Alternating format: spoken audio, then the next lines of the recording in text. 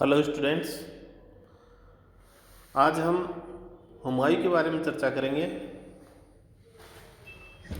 मुगल साम्राज्य की स्थापना बाबर ने की थी।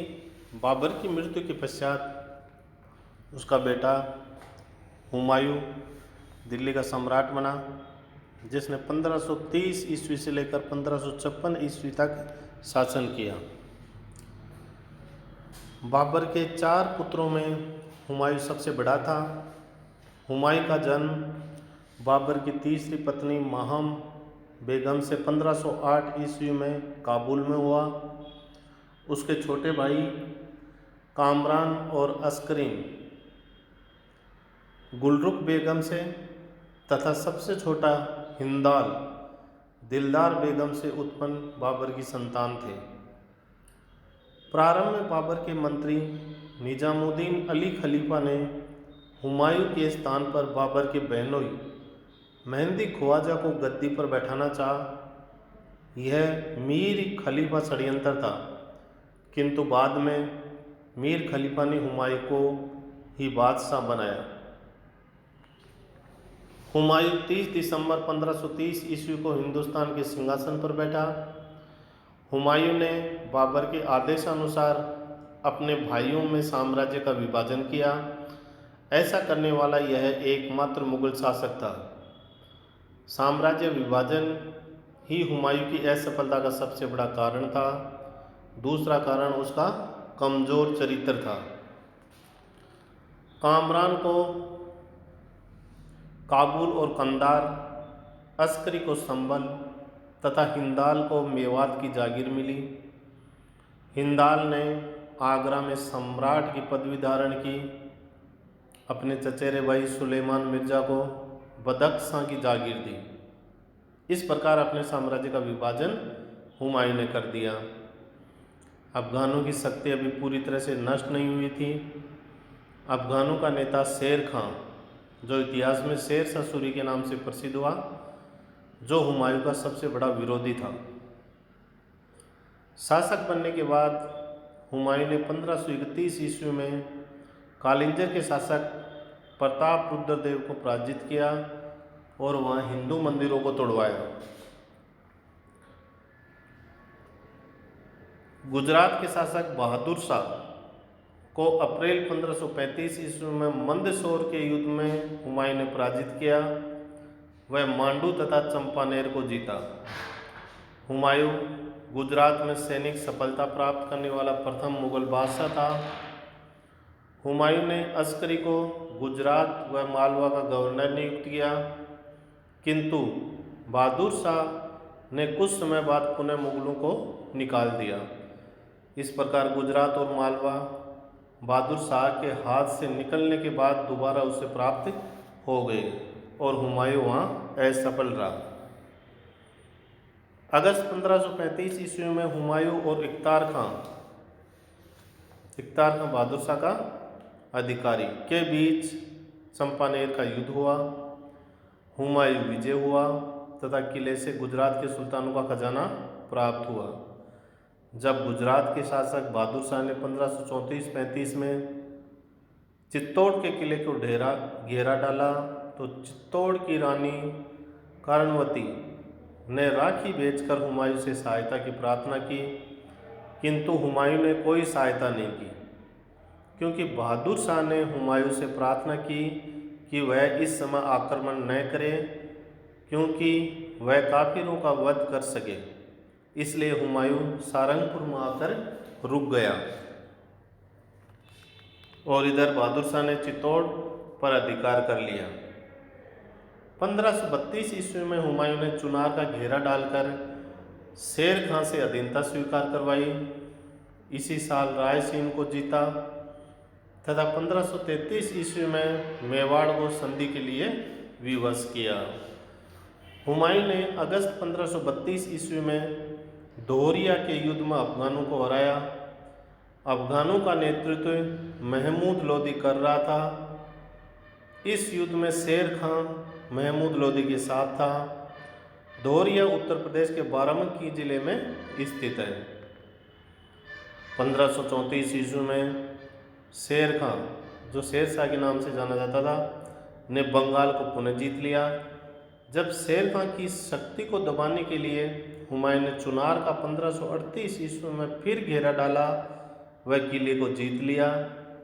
इस दौरान शेर खां ने गोड़ को जीतकर अपने परिवार एवं खजाने को रोहतासगढ़ के किले में सुरक्षित रख दिया था। बंगाल के सुल्तान महमूद शाह ने हुमायूं से शेर खां के विरुद्ध सहायता मांगी। हुमायूं ने 1538 ईस्वी में बंगाल को जीत लिया, वह राजधानी गोड़ पर अधिकार कर लिया, किंतु शेर शाह गोड़ से रोहतासगढ़ चला गया, जहां उसका खजाना और परिवार सुरक्षित था। हुमायूं 8 माह तक गोड़ में ऐशो आराम करने लगा।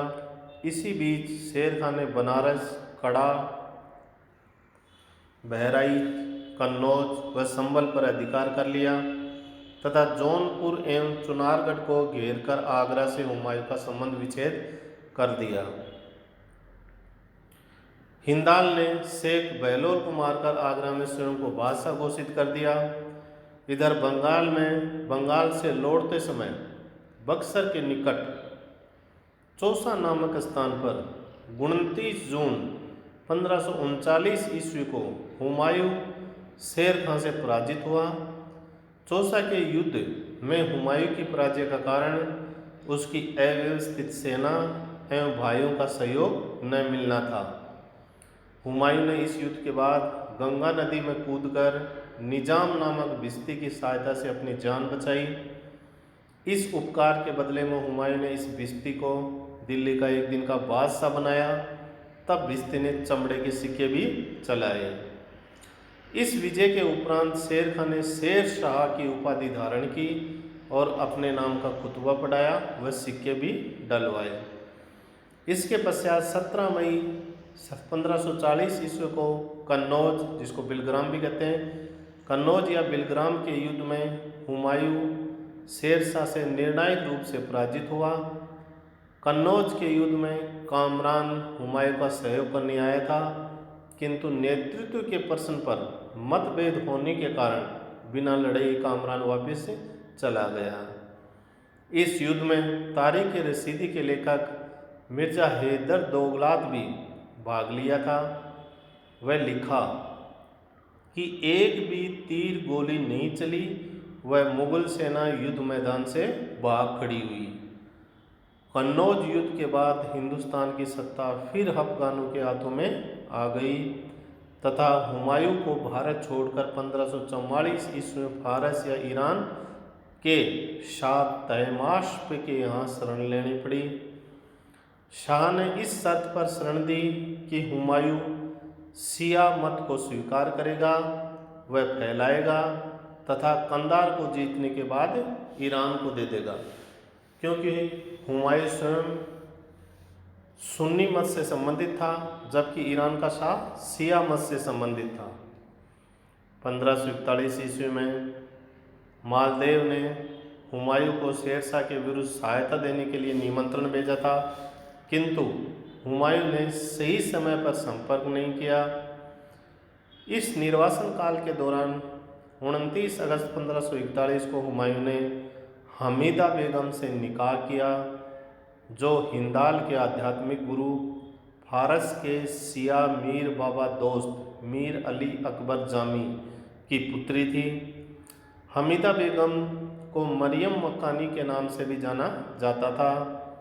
इसी विवाह से अकबर का जन्म अमरकोट के राणा वीरसाल के किले में 15 अक्टूबर 1542 ईस्वी को हुआ। भारत जाते समय अकबर अस्करी के हाथ में लग गया।